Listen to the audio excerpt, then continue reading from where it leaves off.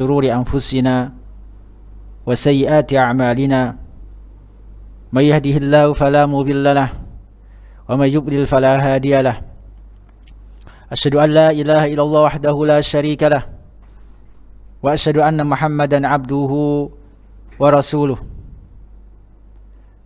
أما بعد فإن أصدق الحديث كتاب الله وخير الهدي هدي محمد صلى الله عليه وسلم وشر الأمور محدثاتها فإن كل محدثة بدعة وكل بدعة ضلالة وكل ضلالة في النار. أيها الإخوة والأخوات, para pemirsa Al-Furqan TV dan juga para pendengar Radio Al-Furqan, mudah-mudahan Allah Subhanahu wa taala merahmati kita semua dan memberkahi kita semua. Pertama, mari kita bersyukur pada Allah Subhanahu wa taala atas segala nikmat-Nya sehingga kita bisa berjumpa kembali melalui Al-Furqan TV atau melalui Radio Al-Furqan dalam keadaan sehat walafiat, dan melanjutkan kembali kajian kita dari kitab Bahjah Qulubil Abrar wa Qurrati Uyunil Akhyar fi Syarhi Jawami'i Al-Akhbar karya Syekh Abdurrahman As-Sa'di rahimahullahu ta'ala. Dan alhamdulillah kita sudah sampai pada hadis ke-20. Dan kali ini Syekh As-Sa'di akan membawakan hadis tentang ahkam, hadis tentang hukum, yaitu berkaitan dengan syarat sahnya salat, atau hadis tentang wudu. Jadi kali ini kita akan mengkaji hadis ahkam yang berkaitan dengan wudu ataupun salat, karena tidaklah diterima salat apabila tidak terpenuhi syarat-syaratnya, dan di antara syarat salat adalah wudu. Ma'asyiral muslimin, para pemirsa dan juga pendengar Al-Furqan TV dan Radio Al-Furqan rahimani wa rahimakumullah, hadis ke-20 yaitu hadis Abu Hurairah. Qala an Abi Hurairah radhiyallahu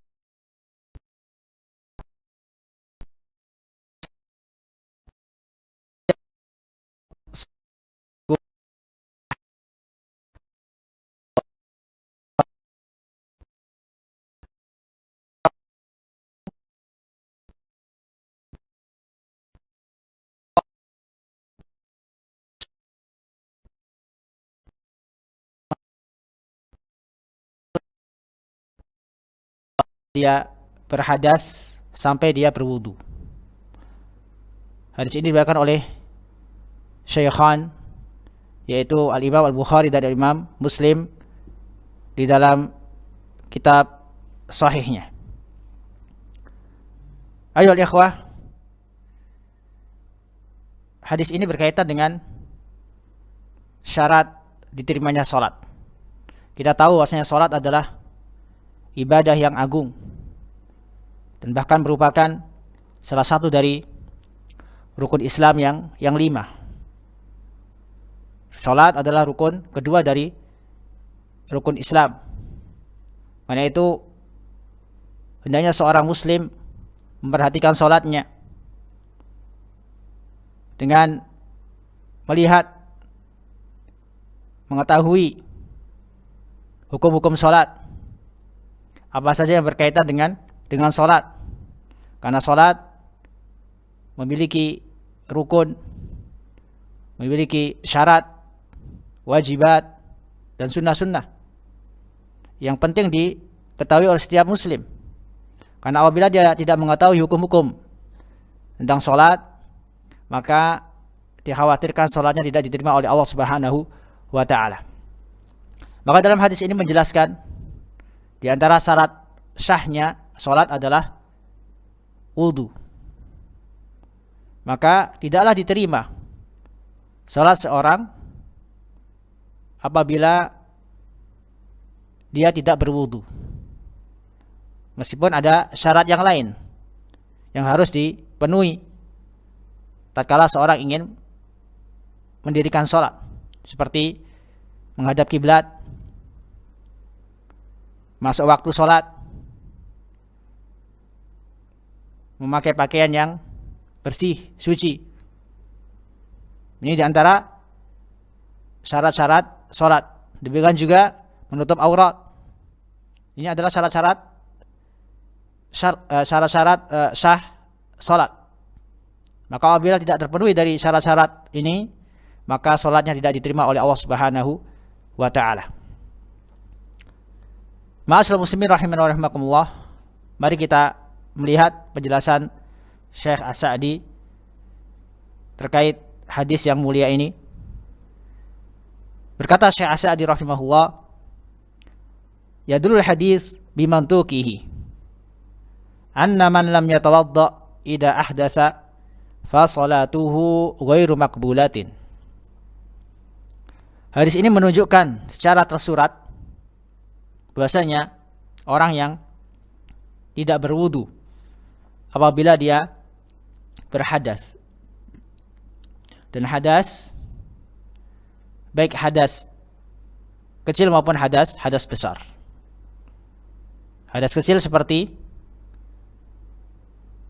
buang air kecil atau buang air besar atau kentut, ini termasuk hadas kecil. Adapun hadas besar seperti junub atau mimpi basah, ini hadas besar atau keluar, yaitu keluar air mani. Ini termasuk hadas atau jima. Ini termasuk apa? Hadas besar yang mengharuskan dia untuk bersuci, yaitu mandi. Nah, tapi yang dimaksud dengan hadas di sini adalah hadas kecil atau hadas secara umum, tapi lebih ke hadas kecil. Karena di sini disebutkan hatta yatawadda, sampai dia berwudu. Maka maksud dari hadas di sini adalah hadas kecil. Adapun hadas besar, maka harus dibersihkan dengan cara mandi junub. Tidak cukup hanya berwudu saja. Itu apabila seorang ingin mendirikan salat, sedangkan dia dalam keadaan junub, maka dia wajib mandi terlebih dahulu dan tidak cukup hanya berwudu saja, karena dia telah berhadas dengan hadas yang besar, yaitu karena berhubungan suami istri atau karena keluar air mani. Maka barang siapa yang tidak berwudu tatkala dia berhadas, yaitu hadas kecil, fa salatuhu ghairu maqbulah, maka salatnya tidak diterima. Maksud tidak diterima di sini adalah ai ghairu sahihatin wala mujzi'ah, yaitu salatnya tidak sah dan tidak sempurna. Karena terkait amalan yang tidak diterima oleh Allah Subhanahu wa taala atau keadaan seorang yang melakukan ibadah atau amalan ibadah, itu kembali kepada 4 keadaan. Ada amalan ibadah yang sah sesuai dengan hukum fikihnya, sah dan juga diterima oleh Allah Subhanahu wa taala. Yang kedua, ada ibadah yang diterima tapi tidak sah, tidak sesuai dengan hukum fikih, karena tidak terpenuhi syarat atau rukunnya. Terkadang ada ibadah yang tidak sah dan tidak diterima oleh Allah Subhanahu wa taala. Terkadang ada ibadah yang sah dan juga sah tapi tidak diterima oleh Allah Subhanahu wa taala. Jadi ada 4 keadaan. Karena terkadang seorang melakukan salat, dia sudah melakukan atau memenuhi syarat sahnya salat. Akan tapi ketika dia salat, dia tidak ikhlas dalam salatnya, maka salat orang seperti ini salatnya sah, tapi salatnya tidak diterima oleh Allah Subhanahu wa taala. Karena ketika dia melakukan salat bukan karena Allah Subhanahu wa taala, karena ingin dipuji, karena riya. Karena riya, maka kita katakan salat orang tersebut sah tapi tidak diterima oleh Allah Subhanahu wa taala. Sah tapi tidak diterima. Karena ada unsur riya. Kita tahu bahwasanya amalan itu diterima oleh Allah Subhanahu wa taala apabila terpenuhi dua syarat. Pertama, ikhlas, dan juga mutabaah. Yang kedua, mutabaah. Sesuai dengan petunjuk tuntunan Nabi sallallahu alaihi wasallam. Jika tidak terpenuhi dua syarat ini, maka tidak diterima salat seorang muslim meskipun dia sudah melakukan salat sesuai dengan syarat sahnya, rukunnya, wajibatnya. Apabila dia tidak ikhlas karena Allah Subhanahu wa taala, maka salatnya tidak diterima oleh Allah Subhanahu wa taala. Yang kedua, tata cara salatnya sesuai dengan petunjuk Nabi sallallahu alaihi wasallam. Dan juga dia melakukan salat tersebut dengan ikhlas lillahi taala. Maka ibadah salat orang tersebut dihukumi sah, sempurna, dan diterima oleh Allah Subhanahu wa taala. Keadaan ketiga, salatnya sah. Contoh yang lain, jadi salatnya sah tapi tidak diterima oleh Allah Subhanahu wa taala. Seperti keadaan orang yang mendatangi dukun. Kalau kita perhatikan hadis terkait ancaman bagi orang yang mendatangi dukun. Nabi SAW katakan, man ata arrafan fasalau an syai'in lam tuqbal lahu salatu arba'ina. Atau kama qala sallallahu alaihi wasallam, lam tuqbal lahu arba'ina salatan. Barang siapa yang mendatangi dukun, kemudian dia bertanya tentang suatu hal kepada dukun tersebut, maka tidak diterima salatnya sebanyak 40 hari. Dalam riwayat lain, fasaddaqa bima yaqul waqad kafara bima unzila ala Muhammad. Barang siapa yang mendatangi dukun, kemudian dia membenarkan apa yang dikatakan olehnya, maka dia telah kufur dengan apa yang telah dibawa oleh Rasulullah SAW. Adapun riwayat pertama tidak disebutkan dia membenarkan apa yang dikatakan oleh dukun tersebut. Jadi sekedar mendatangi dukun kemudian bertanya, maka salatnya tidak diterima oleh Allah Subhanahu wa taala, yaitu 40 hari. Arba'una yauman. Maka di sini kalau dia melakukan salat sesuai dengan rukunnya, syaratnya, wajibatnya, maka secara hukum fikih salatnya sah. Tapi salatnya tidak diterima oleh Allah Subhanahu wa taala karena sebab dosa yang dia lakukan, yaitu mendatangi dukun. Ini contoh salat yang sah tapi tidak diterima oleh Allah Subhanahu wa taala. Salatnya sah tapi tidak diterima oleh Allah Subhanahu wa taala. Contoh yang lain, diterima tapi tidak sah. Salatnya diterima tapi tidak sah. Ini keadaan ketiga. Diterima tapi tidak sah. Keadaan pertama diterima dan sah.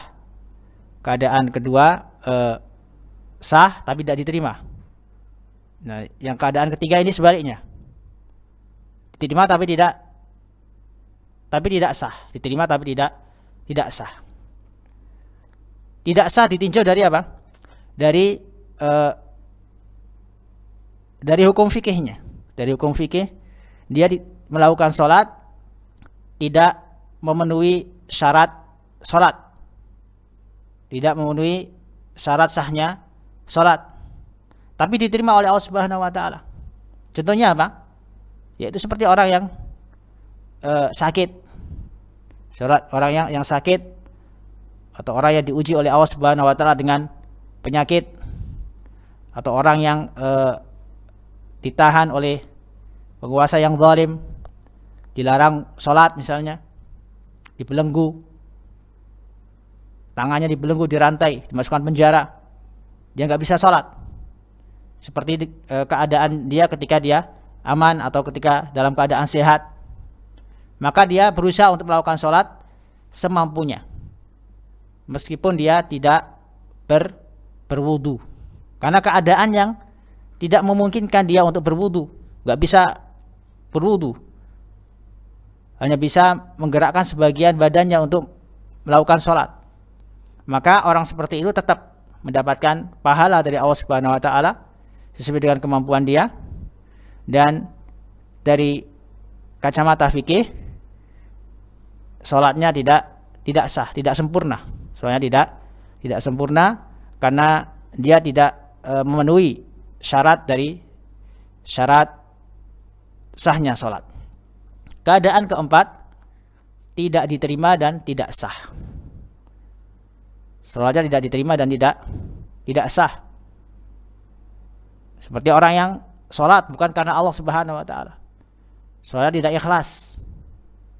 Dia mengerjakan sholat bukan karena Allah Subhanahu wa taala, karena riya. Dan yang kedua, tidak sesuai dengan petunjuk Nabi SAW. Dan dari sisi atau dilihat dari kacamata fikih, dia tidak memenuhi syarat-syarat sholat, seperti tidak wudu, tidak menghadap kiblat, padahal dia mampu untuk melakukannya, melakukannya. Maka sholat orang tersebut tidak diterima oleh Allah Subhanahu wa taala, sekaligus tidak sempurna. Ini 4 keadaan ibadah yang dilakukan oleh seorang muslim, seperti sholat, terkadang sah dan diterima oleh Allah Subhanahu wa taala, dan terkadang sah tapi tidak diterima, terkadang pula diterima tapi tidak sah, dan terkadang diterima dan tidak diterima dan tidak sah. Ini 4 keadaan. Selanjutnya beliau katakan wa bimafhumihi. Dan hadis ini menunjukkan secara tersirat anna man tawaddo'a qubila salatuhu. Bahwasanya orang yang berwudu maka diterima salatnya. Tentunya tidak hanya berwudu, dia harus memenuhi syarat-syarat yang lain dari syarat-syarat salat. Anna man tawaddo'a qubila salatuhu. Barang siapa yang berwudu maka salatnya diterima. Ai ma'abaqiyati ma yajibu wa yushtaratu lis-shalah. Bersamaan dengan dia melakukan apa saja yang diwajibkan dan disyaratkan dalam salat. Kenapa? Di anna syari'a yu'alliqu katsiran minal ahkam ala umurin muayyanah la takfi wahdaha li tarattubi al-hukmi. Karena syari' yaitu Allah Subhanahu wa taala yang membuat syariat ini mengkaitkan banyak dari hukum-hukum sesuai dengan perkara-perkara tertentu yang tidak sempurna, yang tidak cukup kecuali dengan terpenuhinya perkara-perkara tersebut. Seperti sholat. Sholat memiliki syarat-syarat, memiliki rukun-rukun yang mana harus terpenuhi syarat-syarat atau rukun-rukun tersebut. Apabila tidak, maka tidak diterima sholat orang tersebut. Hatta yang dhamma ilaihi baqiyatus syurut wa hatta tantafiya al-mawani.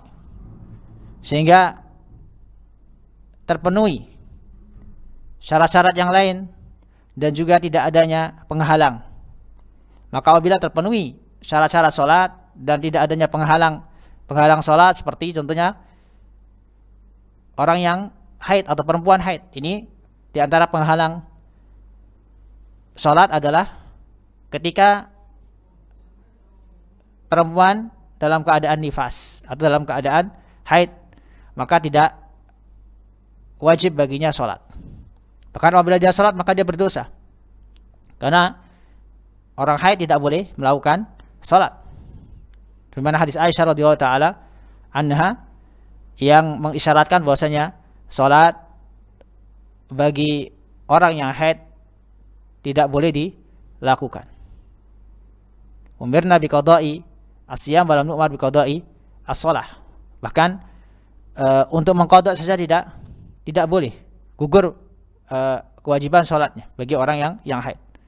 Sedangkan puasa maka tetap dia mengqada.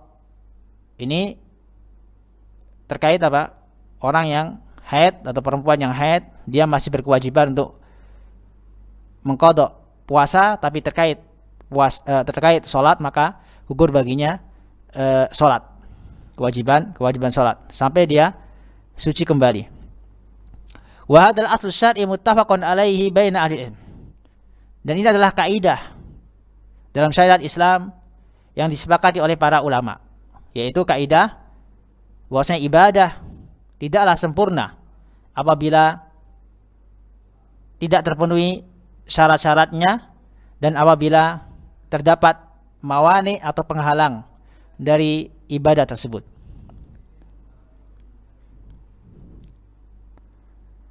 Wa tu'khadhu majmu' ahkamiha min nususin muta'addidah. Dan hukum-hukum ibadah terkait syarat-syarat salat, rukun-rukun ibadah secara umum, ini diambil dari nas-nas yang banyak. Diambil dari dalil-dalil yang banyak. Bukan dari satu dalil. Bukan dari satu dalil. Wa hadza min akbaril asbab liwadil fuqaha ulumal fiqh wal ahkam. Dan ini diantara sebab para ulama fikih menyusun atau membuat kaidah-kaidah fikih atau mengeluarkan hukum-hukum fikih. Jadi antara sebabnya adalah karena tidak ada dalil yang menunjukkan atau satu dalil yang menghimpun syarat-syarat suatu ibadah atau penghalang-penghalang suatu ibadah. Perlu apa? Perlu mengumpulkan dalil. Kalau kita perhatikan kitab-kitab fikih, maka kita akan dapati beberapa permasalahan fikih yang dalilnya diambil tidak dari satu dalil, tidak dari satu tempat. Diambil dari beberapa dalil, kemudian dikumpulkan, kemudian dikeluarkan masailnya, permasalahannya, dikeluarkan hukum-hukumnya. Seperti hadis ini. Hadis ini mengisyaratkan satu hukum di antara masalah syarat sahnya salat. Maksudnya di antara syarat sah salat adalah wudu. Wudu terlebih dahulu. Dan tentunya tidak hanya berwudu saja. Kita harus memenuhi syarat-syarat yang lain. Seperti menghadap kiblat, memakai pakaian atau menutupi aurat, dan juga bersih dari najis baik pakaian maupun tempat yang akan kita jadikan sebagai tempat sholat. Ini di antara syarat-syarat yang harus terpenuhi.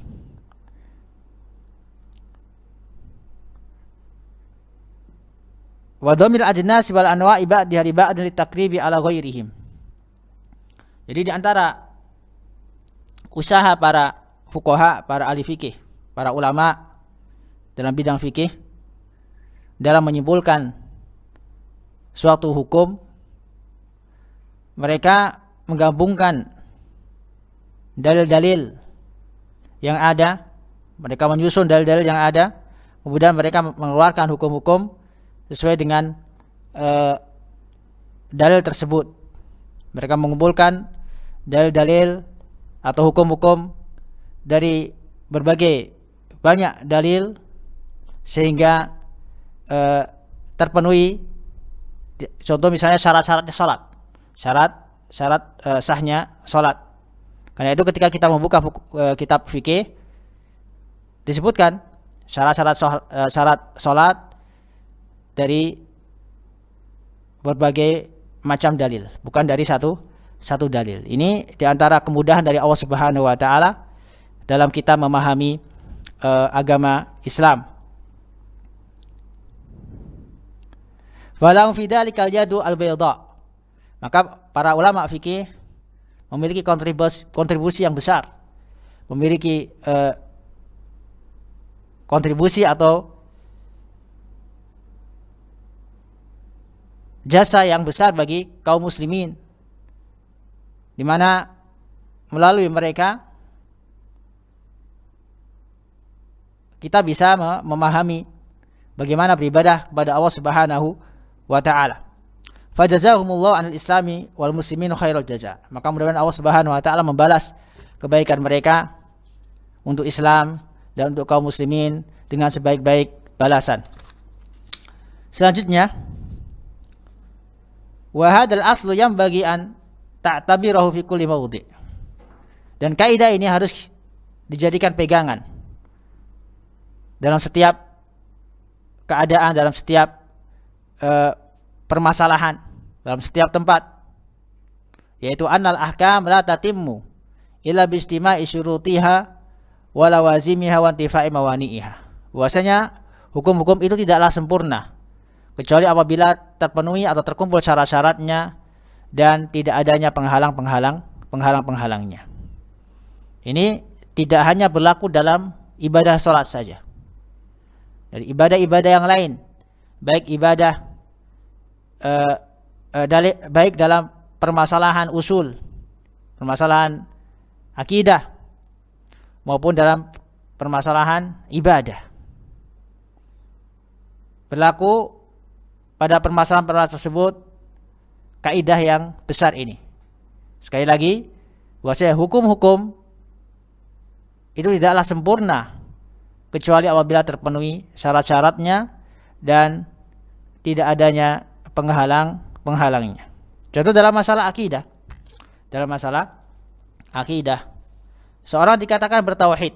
Seorang dikatakan bertauhid apabila terpenuhi padanya syarat tauhid, syarat-syarat tauhid, dan juga tidak adanya penghalang. Tidak adanya penghalang di antara syarat-syarat seorang dikatakan bertauhid pada Allah Subhanahu wa taala, dia memahami kalimat la ilaha illallah, yakin, dan juga tidak ragu dia dalam syahadat yang dia ucapkan, dan juga mengetahui, mencintai, tunduk. Ini di antara syarat dikatakan seorang bertauhid kepada Allah Subhanahu wa taala. Adapun penghalang-penghalangnya, yaitu perbuatan syirik, baik syirik lisan maupun syirik perbuatan, baik syirik kecil maupun syirik besar. Ini dalam permasalahan akidah, Adapun dalam permasalahan ibadah, seperti yang telah kita jelaskan tadi, contohnya dalam masalah sholat, seorang dikatakan sah sholatnya apabila terpenuhi rukunnya, syarat-syaratnya. Di antara rukun-rukun sholat itu seperti takbiratul ihram, membaca surat al-fatihah, tumakninah, ruku', sujud, tahiyat akhir. Ini di antara rukun-rukun sholat, dan juga harus terpenuhi syarat-syarat sholat. Adapun perbedaan rukun dan syarat, kalau rukun itu berkaitan seorang dalam keadaan sholat, maka harus memenuhi rukun-rukunnya. Jadi sebelum dia melakukan sholat, itu namanya syarat. Ketika dia melakukan sholat, maka harus terpenuhi rukun-rukunnya. Jadi syarat itu berkaitan dengan sebelum ibadah, sebelum pelaksanaan ibadah seperti sholat. Adapun rukun itu ketika seorang berada dalam ibadah tersebut. Karena kalau kita perhatikan syarat-syarat sholat, itu berkaitan dengan berkaitan sebelum dia melakukan sholat, seperti wudu, menutup aurat, bersih dari najis, baik tempat maupun pakaian atau badan, menghadap kiblat, masuknya waktu sholat. Ini berkaitan atau syarat-syarat yang harus terpenuhi sebelum dia melakukan sholat. Ini namanya syarat. Adapun rukun, yaitu sesuatu yang harus terpenuhi ketika dia dalam sholatnya. Pertama, seperti takbiratul ihram, membaca surah Al-Fatihah, tumakninah, ruku, sujud, duduk di antara dua sujud. Ini rukun salat. Baik rukun maupun syarat, apabila tidak terpenuhi maka salatnya tidak sah. Salatnya tidak sah. Maka masuk dalam sabda Nabi SAW dalam hadis ini, la yaqbalullahu salata ahadikum idza ahdasa hatta yatawadda. Tidaklah diterima salat salah satu di antara kalian apabila dia berhadas sampai dia berwudu. Selanjutnya beliau menjelaskan apa itu al-hadas. Wal hadatsu yasmalu jami'a nawaqidil wudu. Yang dimaksud dengan hadas adalah segala yang meliputi pembatal wudu. Jadi kita harus mengetahui apa saja pembatal wudu. Sehingga apabila terdapat pembatal wudu tersebut, maka kita berkewajiban untuk melakukan wudu kembali. Fa yadkhulu fihi al-kharij minas sabilain. Maka di antara pembatal wudu adalah apabila keluar atau sesuatu yang keluar dari dua lubang, baik depan maupun belakang. Dari depan seperti kencing, dari belakang seperti buang air besar atau kentut. Ini diantara pembatal sholat. Maka apabila seorang sholat atau dalam keadaan berwudu kemudian dia merasakan sesuatu, seperti kentut, dan dia mendengar suara kentut tersebut atau mencium bau tersebut, maka dia harus mengulang wudunya sebelum dia melakukan sholat, karena itu termasuk syarat.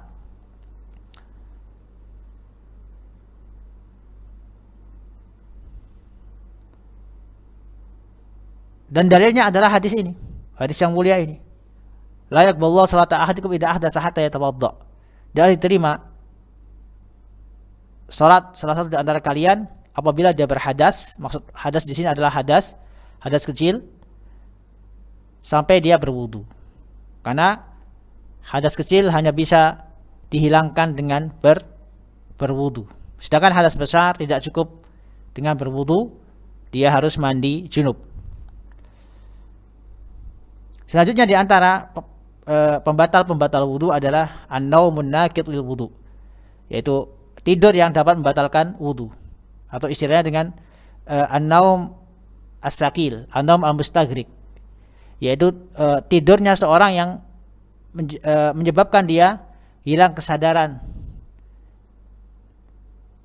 Dia tidak menyadari apa yang dia lakukan, atau tidur yang nyenyak, yang disebutkan oleh para ulama. Di antara dobitnya adalah ketika dia tidur dalam keadaan bagian belakangnya terbuka. Maksudnya ketika pantatnya terangkat. Tapi apabila tertahan, seperti orang yang tidur dalam keadaan duduk, yang mana kemungkinan apabila dia kentut tidaklah keluar kentutnya, maka ini tidak membatalkan wudu. Sebagaimana keadaan para sahabat. Disebutkan dalam satu riwayat bahwasanya sahabat Nabi SAW tatkala menunggu Nabi SAW untuk melakukan sholat Isya, kebanyakan dari mereka mengantuk dan ada juga yang tertidur.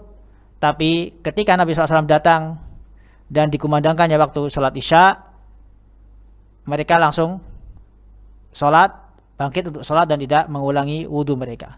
Yang menunjukkan bahwasanya tidak semuanya tidur itu membatalkan wudu. Di antara dalilnya adalah Sabda Nabi SAW, an-naumu wi'a'usah, faman nama falyatawadda. Tidur itu adalah penutup asah, yaitu bagian belakang. Bagian belakang. Faman nama falyatawadda, maka barang siapa yang tidur maka hendaknya dia berwudu. Maksudnya bagian belakang di sini adalah tempat keluarnya angin, tempat keluarnya kentut. Apabila dia tidur dalam keadaan duduk dan tidak ada kemungkinan keluarnya kentut karena tertahan oleh posisi duduknya, atau dia duduk dengan duduk yang mutamakin, meskipun dia tidur nyenyak, dan ketika dia bangun tetap dalam posisi seperti itu, maka tidurnya tidak menjadikan batal wudunya. Wudunya tetap sah. Wudunya tetap sah apabila dia sebelum tidur dia dalam keadaan berwudu. Selanjutnya di antara pembatal wudu adalah wal kharij al fahis min baqiyatil badan idza kana najisan. Yaitu sesuatu yang keluar dari bagian anggota tubuh yang lainnya selain dua lubang, dua kemaluan, belakang maupun depan, apabila sesuatu tersebut adalah sesuatu yang najis. Sesuatu yang najis seperti darah yang keluar banyak atau mimisan yang keluar banyak. Tapi kalau sedikit yang keluar ini tidak membatalkan sholat. Yang membatalkan sholat apabila keluar banyak.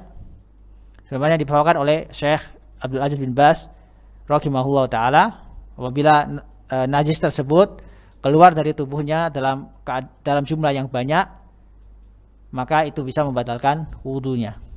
Maka dia harus membersihkan pakaian yang terkena oleh najis tersebut dan juga mengulangi wudunya. Namun apabila najis tersebut hanya sedikit yang keluar dari anggota tubuhnya, maka dia cukup membersihkan baju apabila terkena najis yang sedikit tersebut dan dia tidak perlu mengulangi wudunya. Ini diantara fatwa Syekh bin Baz rahimahullah ta'ala terkait sesuatu yang najis yang keluar dari selain dua lubang, yaitu lubang depan maupun lubang belakang dari kemaluan manusia. Selanjutnya wa aklu lahmil ibil.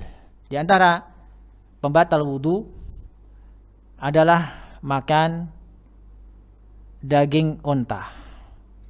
Nabi SAW pernah ditanya oleh salah seorang sahabat, ana tawaddau min luhumil ibil, apakah kita harus berwudu setelah memakan daging unta?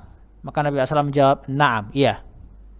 Sedangkan tatkala Nabi SAW ditanya terkait apakah batal wudu setelah makan daging kambing, beliau katakan tidak. Beliau katakan tidak, menunjukkan bahwasanya orang yang makan daging unta dan dia dalam keadaan berwudu maka batal wudunya. Selanjutnya di antara pembatal wudu adalah menyentuh perempuan dengan syahwat. Menyentuh perempuan dengan syahwat. Misalnya di sini adalah perempuan, contoh misalnya mahramnya, istrinya, dengan syahwat. Secara umum lamsul mar'ah di syahwatin itu membatalkan wudu. Dimana dalam hadis yang dibawakan oleh Imam Malik dalam kitabnya Al-Muwatta, beliau membawakan satu hadis yang di dalamnya qiblatur rajuli imra'atahu wa jassuha biyadihi minal mulamasah. Faman qabbala imra'atahu aw jassaha fa alaihi alwudu. Seorang laki-laki yang mencium istrinya atau berkumpul dengan istrinya, menyentuhnya dengan tangannya, maka ini termasuk mulamasah. Termasuk menyentuh, termasuk sesuatu yang dapat membatalkan wudu. Faman qabbala imra'atahu wa jassaha fa alaihi alwudu. Maka barang siapa yang mencium istrinya, menyentuhnya, maka dia harus berwudu. Intinya di antara pembatal wudu adalah menyentuh perempuan, istrinya atau mahramnya dengan syahwat. Dengan syahwat. Walamsul farji bil yad. Di antara pembatal wudu yang lain adalah menyentuh kemaluan dengan tangan tanpa penghalang. Dengan tangan tanpa penghalang, sebagaimana hadis Nabi SAW, man massa dzakarahu hatta man massa dzakarahu falyatawadda. Man massa dzakarahu falyatawadda. Barang siapa yang menyentuh kemaluannya maka harus berwudu. Maka dia hendaknya berwudu. Ini diantara pembatal-pembatal wudu yang tentunya sebagiannya terdapat khilaf di antara para ulama. Sebagaimana dikatakan oleh mu'allif di sini, wa fi ba'diha khilafun. Dan di antara pembatal-pembatal wudu yang disebutkan tersebut ada yang diperselisihkan oleh para ulama, seperti contohnya seperti tidur itu diperselisihkan oleh para ulama apakah membatalkan wudu ataukah tidak, dan perinciannya seperti yang telah kita jelaskan. Apabila tidurnya tidak sampai mengangkat pantatnya, tetap dia duduk, tetap pantatnya tertahan meskipun dia tidur dengan nyenyak, maka tidurnya tidak membatalkan wudu.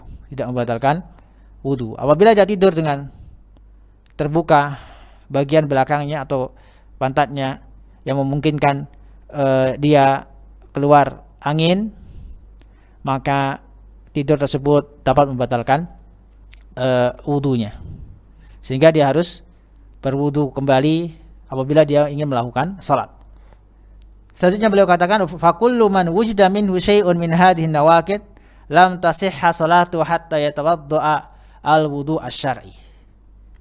Maka barang siapa yang terdapat padanya sesuatu dari pembatal-pembatal wudu ini, maka tidaklah sah salatnya sampai dia berwudu dengan wudu yang syar'i sesuai dengan yang diajarkan oleh Nabi sallallahu alaihi wasallam. Wa yaghsilu al-a'dha' allati nasallahu 'alaiha fi suratul Maidah. Maka dia membasuh anggota-anggota wudu ya, sebagaimana yang telah disebutkan oleh Allah Subhanahu wa taala dalam surat Al-Maidah. Ada anggota tubuh yang wajib dibasuh, seperti wajah, tangan, kemudian kepala dan kaki. Ini anggota-anggota tubuh yang wajib dibasuh ketika wudu, dan perinciannya ada dalam hadis Utsman bin Affan atau Humran maula Utsman bin Affan radhiyallahu taala anhu terkait sifat wudu Nabi sallallahu alaihi wasallam. Ma'at tartibi wal mualah, yang mana dia harus melakukan wudu tersebut dengan berurut tartib sesuai dengan yang diajarkan oleh Nabi sallallahu alaihi wasallam. Aw yatatahhar biturabi badal ma inda ta'addur isti'malil ma'. Atau dia boleh bersuci dengan debu atau dengan tanah sebagai ganti air apabila tidak mampu untuk menggunakan air. Imma li adamihi, baik karena tidak ada air, kehabisan air, aw li khawfihi bi isti'malihi ad-darar, atau karena dia khawatir, karena takut bahaya apabila dia berwudu dengan menggunakan air, seperti orang sakit yang tidak diperbolehkan oleh dokter untuk menggunakan air selama dia terkena penyakit tersebut, seperti misalnya penyakit kulit yang misalnya tidak boleh terkena air, maka dia harus sabar terlebih dahulu dengan tidak berwudu menggunakan air sampai sakitnya sembuh. Maka sebagai gantinya dia melakukan tayamum.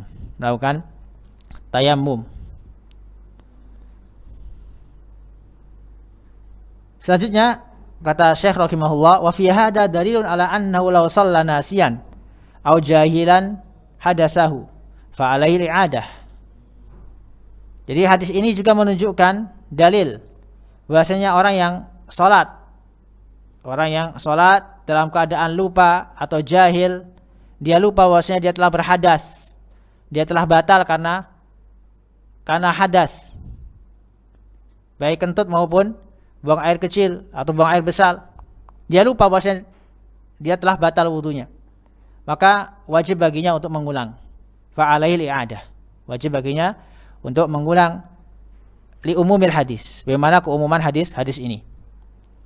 Wa muttafaqun alaih, dan masalah ini disepakati oleh para ulama.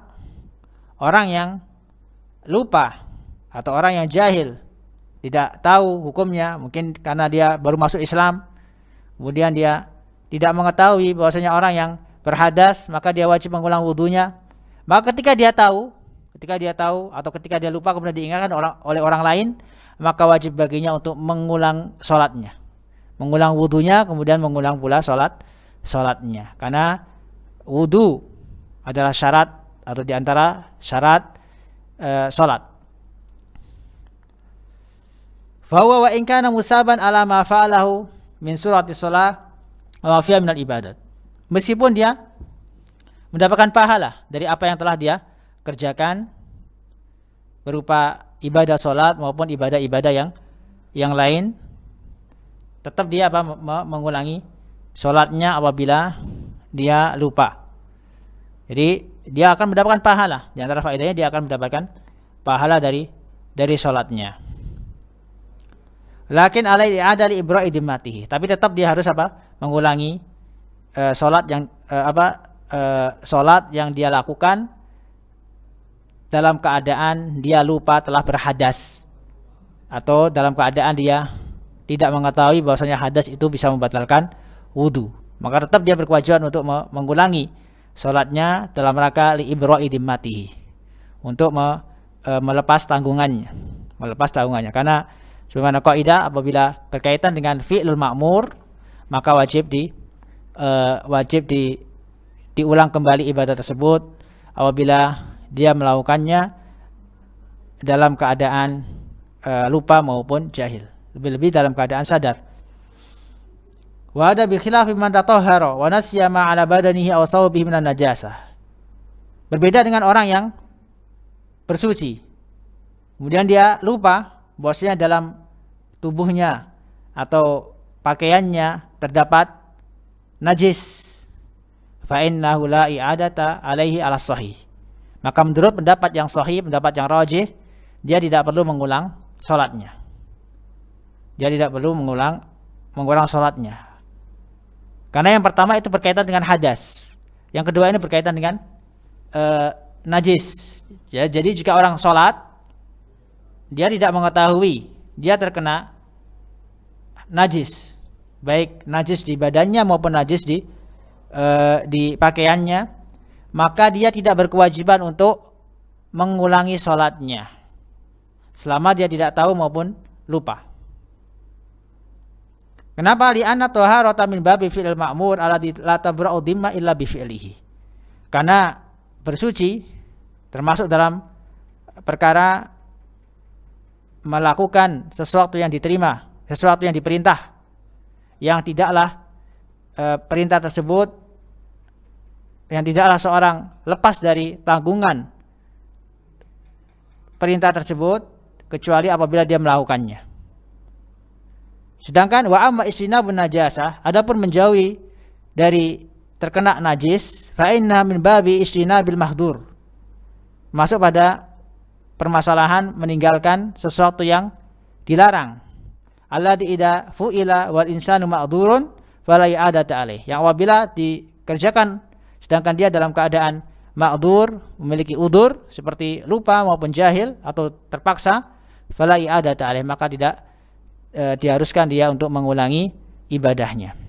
Jadi terkait fi'lul ma'mur, yaitu amalan yang diperintahkan, apabila dia lupa melakukan amalan tersebut, maka tetap baginya kewajiban tersebut, dia wajib mengulangi ibadah tersebut apabila dia ingat maupun apabila dia mengetahui.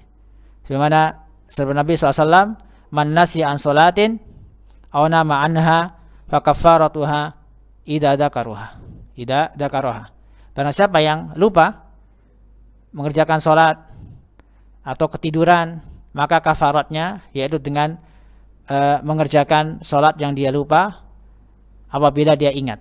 Apabila dia ingat. Maka seorang tatkala luput darinya beberapa sholat dan dia ingat ketika itu bahwasanya dia belum melakukan sholat, maka ketika dia ingat dia tidak boleh menunda sholat tersebut dan harus mengerjakan sholat tersebut meskipun dia meninggalkannya dalam keadaan lupa. Tetap tetap dia menanggung kewajiban tersebut, belum lepas tanggungannya, masih berkewajiban untuk mengerjakan sholat tersebut. Ini kalau dalam masalah mengerjakan sesuatu yang diperintah. Tapi kalau masalah meninggalkan sesuatu yang dilarang, meninggalkan sesuatu yang dilarang atau menjauhi sesuatu yang dilarang, apabila dia mengerjakan sesuatu yang dilarang tersebut dalam keadaan lupa maupun jahil, maka tidak perlu mengulang. Tidak perlu mengulang. Contoh seperti puasa. Di antara larangan berpuasa adalah di antara pembatal puasa. Di antara pembatal puasa adalah makan dengan sengaja atau makan di waktu siang bulan Ramadan. Ini membatalkan puasa.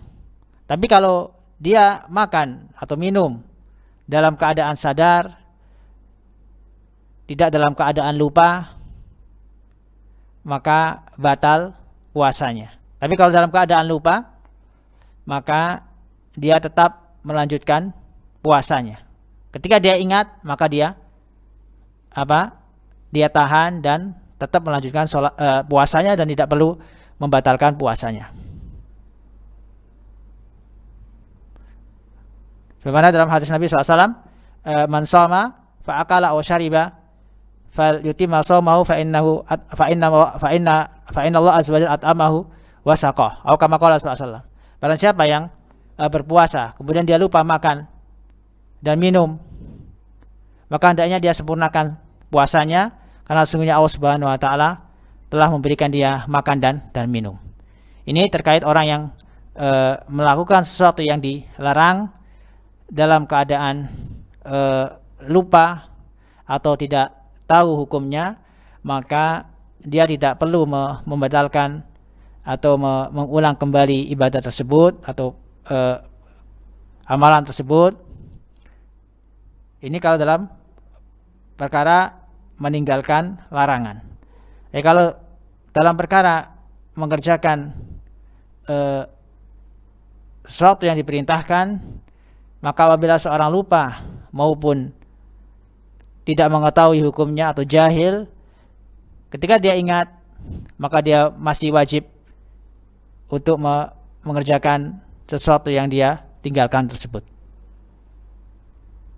Ini penjelasan dari Syekh As-Sa'di rahimahullahu ta'ala. Dan kita tutup hadis ini dengan 4 faidah atau kesimpulan dari hadis yang mulia ini. Pertama, bahwasanya salatnya orang yang berhadas tidaklah diterima sampai dia bersuci kembali dari hadas tersebut, baik hadas kecil maupun hadas besar. Maka hadas kecil bisa diangkat dengan cara berwudu, adapun hadas besar maka tidak cukup dengan berwudu, maka dia harus melakukan mandi, yaitu mandi junub. Yang kedua, bahwasanya hadas itu membatalkan wudu dan juga membatalkan sholat. Hadas membatalkan wudu dan membatalkan sholat. Apabila seorang berhadas dalam keadaan sholat, maka sholatnya sekaligus batal. Sholatnya dan juga wudunya pada saat itu batal. Ini kalau berhadas. Tapi kalau terkena najis dengan dia dalam keadaan sholat, kemudian baru mengetahui setelah sholat, maka dia tidak perlu mengulang sholatnya. Sholatnya tetap sah, wudunya juga tetap sah.